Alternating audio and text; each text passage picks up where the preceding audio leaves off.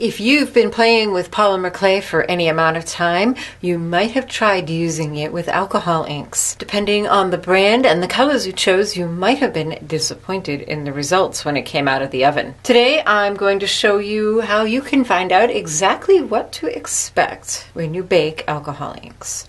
Hi there, Sandy here. Welcome to another Friday Findings video at KeepsakeCrafts.net. So I have been playing with Ranger alcohol inks for years. I first came across them when I was doing scrapbooking and I saw Tim Holtz doing amazing techniques with them and I just fell in love. And then when I started doing a lot more in polymer clay, I discovered you can use these with that too. And I just have been having a lot of fun. But I often found myself frustrated. Many of you know I love purple.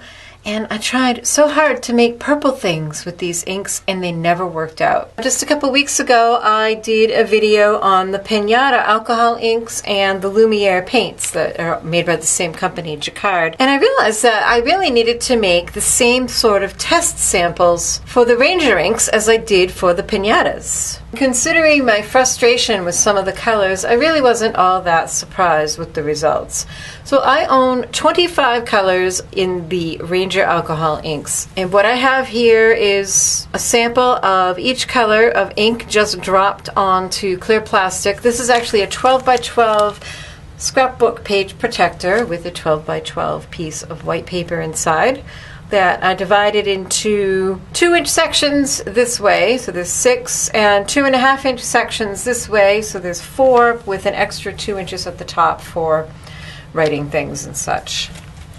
So I got 24 spaces here and then the white is at the top. This explains why I never could get purple. I've got these purple colors, Purple Twilight, Eggplant, and Wild Plum, and notice that none of them baked up to look anything like what they look like just dropped out of the bottle and not baked. You can kind of get a hint of what they're going to look like by what they look like once mixed in with the clay. What I have here is the ink dropped out of the bottle, a bit of the clay that's not baked, and then this is a sample. Oops. This is a sample of Pardo translucent clay rolled on the thinnest setting of the pasta machine. Boy, those little glue dots are strong. But it's rolled out on the thinnest setting of the pasta machine with a drop of the alcohol ink mixed in. And there definitely are some surprises. Look at this. This is espresso up here. It's a brown, like you'd expect a color called espresso to be. But when you mix it in with the clay, you get this green. You get this beautiful warm yellow for butterscotch, but it's not quite the same. And ginger is also kind of greeny instead of this kind of reddish brown. Some of the colors are pretty much what you'd expect. I think if I wanted terracotta, I'd probably do cranberry instead, because that looks a whole lot more like terracotta. And on it goes. The Wild Plum has lost all of its purple shades and is now pink. Purple Twilight is just kind of a gnarly pink. Eggplant is a blue-gray. The blues seem to have held their colors the nicest. In contrast, here are all the colors that I own of the Jacquard Pinata alcohol inks and Lumiere paints, which they are two different things, but I kind of use them in the same ways. The only one that has a really surprising color shift is the black, which looks gray when mixed in with the raw clay, but bakes up to this brown. But, you know, that's good to know because there might be a time when you want this color in your baked clay and now you know how to get it, surprisingly using black. Most of these are pretty good without much color shift. This side over here, if you remember the testing I did a couple weeks ago, I tested half of them with a drop of the ink and half with a dab.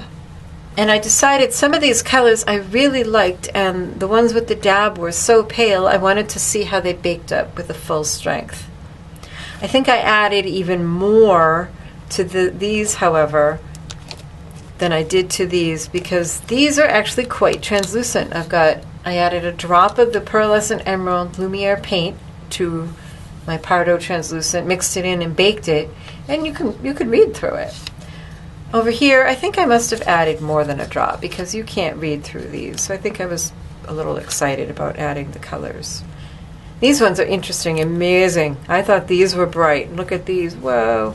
And who would have expected this color to be this fluorescent when baked? So that's kind of a pleasant surprise. These are great tools to keep along with your alcohol ink so that if you're using them with polymer clay or baking or heat setting them in any way, you're going to know exactly what you're going to get. One more thing I promised you. I mentioned in the video a couple weeks ago that I've always been frustrated by the Ranger products because they have black caps, and so how do you label them?